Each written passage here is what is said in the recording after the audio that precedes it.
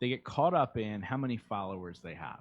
Yeah. They worry about, and I saw, I don't remember how, I know that I saw you on Gary V's thing, and then you started following me on Instagram, and I was like, I think that's the guy from the Gary V video.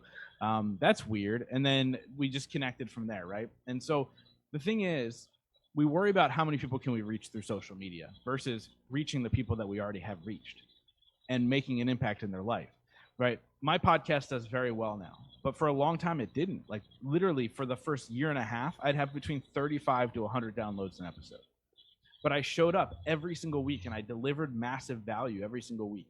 And there's a moment when I was like, maybe this isn't going to take off.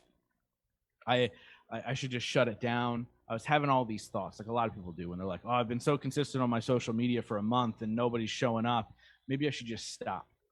And when I was thinking that with the podcast, somebody randomly reached out to me. They emailed me through iTunes email on there, and they said, Justin, I just wanted to thank you because of your podcast. I decided not to take my life. And it was in that moment where I go, even if one person is listening, I will show up. And I will show up because one person decides not to take their life, and there's a ripple effect in this planet that it'll change forever. And so I know if I affect one person, I've changed the world forever. And I look at that as like my kind of thing right now. Now the podcast gets played in 100 countries every single week. And I feel blessed that that's happening. But when I talk on my podcast, when I interview people, it's for one person. And it's you. It's the person listening right now. Like that's the person I'm doing it for. And that's kind of been the power for me. Like, and so people ask me, Justin, how do I grow my audience? How do I grow my podcast? How do I do this? I go, serve the audience you have now. Find out what they want. If you serve them well enough, they're going to tell their friends about you. And when they tell their friends about you, they're going to tune in and they're going to love it. And they're going to tell their friends and they're going to tell their friends and they're going to tell their friends. Don't worry about hacking algorithms. Don't worry about doing this, that, and the other thing. Serve who's paying attention, and more people will find you. I promise you. It might not be the millions for the vanity people out there who want to hit that 1 million follower mark. But it's the people who are willing to go the distance with you.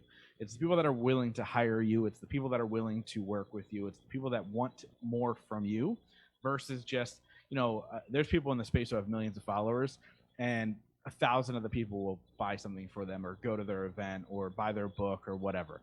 That's just the reality. It's a vanity metric. So just go deep with your people. Pour into them, and you're going to win every single time.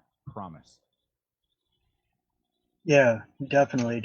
I just making my posts about positivity and gratitude every day, and making my posts about I have multiple sclerosis and I've had a traumatic brain injury. I was in a coma for a couple months, when I was a kid, and now I'm running every day, and I'm on a run streak. I do walk often, not often, but every now and again, and it's like that's just keep my streak alive. Even if I don't feel like running, I get out there and do something, like you were saying, do something every day. And it's like I've had, and it maybe not quite as deep as someone reaching out and saying, hey, thank you, I don't have to end my life now. But I've had a few people with chronic diseases, various chronic diseases, not just MS, but I've had them comment or reach out in a message to me saying, hey, thank you very much for posting about your run streak every day. I've been following you for a while now, seen that, and I've implemented in my life getting out and walking, at least getting out and walking, to the end of the block and back every day. And that just means so much, just to be able to reach people like that.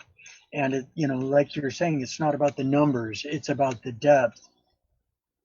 Yeah. And that's it. And that's the impact that you want to make in the world. And I know that you're a heart-centered person who wants to get out there and make an impact. And and as things grow, like first it's that win, it's that victory of knowing, hey, people are paying attention. And then you start to build things for them, right? Like I run a mastermind. I'm going to be running a retreat in March for people who are looking to grow those 4 pillars in their life, which is actually more than already halfway sold out, which is mind-blowing to me. Hopefully the live event comes back. which we're shooting for September 2021. We can actually do a live event. I've got a virtual summit coming up in February or March. Haven't decided the dates yet, that are going to be free, just because I want to give value to people. I don't even want to charge for it, so people can come watch live for free. And so you start to go, how can I serve more people in different ways? Yeah, the podcast is cool, but how about I hang out with them online for a day and a half or a day? Why don't I do a live event and hang out with them for 2 days and get to hug them and high five them and get to hang out with the incredible speakers and have the after party and all the things that I do for my event. And so that's the things that happen after the impact. Like, you make the impact, and then you can create these amazing opportunities for those people to continue to level up. And like, that's really kind of been my thing. And I'm always looking for the next opportunity and the next thing of me being able to serve them. My event launched in 2019. It was a sold out event first year right here in my hometown of Reading, Pennsylvania. And I feel blessed that it was able to sell out. My goal was to double it in size year 2. Then COVID hit. Right. And that's a great opportunity to let people know, like, things are going to change around you. What matters is how you respond to that change. And so I ended up going virtual, adding a bonus virtual thing. I pushed the event to 2021, added a bonus virtual event. And it was great. Like, I had a couple hundred people bought, and then, 150 people were there, active, engaged, loving. And like, I've seen virtual events where they have 1,000 people sign up and 30 people show up. And so it's like, okay, cool. Like, people wanted this, and I was able to engage with them and give them some takeaways for life and business and growth and marketing and all the things in between. And it was fantastic. And so the main thing is, first, find out who your audience is. Second, serve them. What do they want? What do they need? What more do they want from you? Like, let's take you, for example, right? You had multiple sclerosis and a traumatic brain injury. That's probably and you have this incredible mindset in your life now, and you stay active, right? And so that's your audience that you're serving, are people who have dealt with traumatic injury in some way, shape, or form, people who have multiple sclerosis who are trying to overcome and live their best life. Well, how do they go from where they are to the mindset? So serve them. How do I go from this, how, my mind is being damaged by multiple sclerosis, meaning I feel like I'm not enough. I feel like I can't get out and move. I feel like I can't do these things. Well, how can you inspire them to go do it? Create a challenge. Create a 5-day challenge for them where they have to sign up, and you guys do 5 things virtually together for 5 days, and it's free. And then you build that community that way, right? And then you go, how can I serve them even further? Like, they already love you after the 5 days. Cool. How can I serve you further? Hey, I got a mastermind for people who are looking to level up their mindset that have multiple sclerosis. So this is how it works, right? And so you create this tiered system of serving people, and the more people want of your time, the more you can create a business around it and make a greater impact. Because look, when people don't pay for something, the impact isn't great. So they have to have skin in the game. So start with challenges and grow from there. So hopefully people are listening, and they can kind of take that and implement that into what they're dealing with in life and say, cool, I can actually make that my business. I can create something around that. So that's what I would consider for you specifically. It's easier for me to do one-on-one coaching when I know what you're dealing with right now. But that's what I would recommend. Yeah, right on. Thank you. That sounds awesome. Excellent. I'll have to, delve into that and see what I can come up with around that. Yeah, it's just like getting, I remember a while back. Well, I say a while back. It was probably a year and a half ago, close to 2 years ago. But maybe it was like a few months ago. Anyway, I commented on one of your posts or sent you a message, and you were saying that I needed to be more consistent with my podcast. And that's one thing that I'm super, super grateful for, is this opportunity that I had back in April to bring my podcast to the radio station. It's an online radio station, but it's a radio station, and I have my own radio show now with my podcast. But it's a weekly commitment, and I need to be consistent with it. I mean, I took a little road trip. I was in Carson City, Nevada, and I was able to do it remote. I just hooked up on my Facebook Live. Christian, the guy at the station, he hooked it up there, and we connected, and I was on the radio with, doing it remote, sitting in front of the Nevada State History Museum. That was just like so awesome. But, Cool. it's just like being consistent all the time.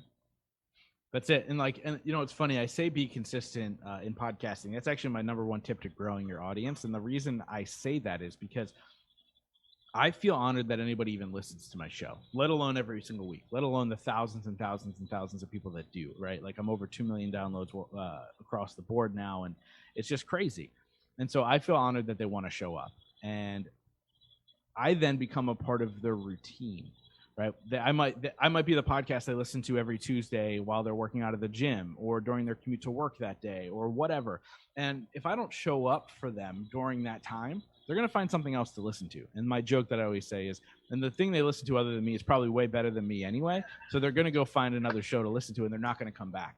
And so because they give me their time, I want to make sure I give them my time. I'm going to respect them and everything that they do because I'm honored that they show up. And most people are like, yeah, whatever, I'll get it out when I get it out. And hopefully people listen and blah, blah, blah. That's just not the way to approach life in general. So why are you approaching your podcast that way? That's like saying, you know, yeah, my wife slaved over dinner every night this week and I only showed up 3 times, even though I told her I'd be there every single night. See how well that marriage goes, right? Like you need to show up for the people that are willing to put in their time and effort for you. And that's just the reality of life. And so, yeah, consistency has always been key as far as growing the podcast. Like I said, I showed up consistently for a week and a half or for a year and a half before anybody even really was paying attention. And then slowly we started to grow. And as it grew, it really started to catch fire and spread. And I feel blessed. Right on.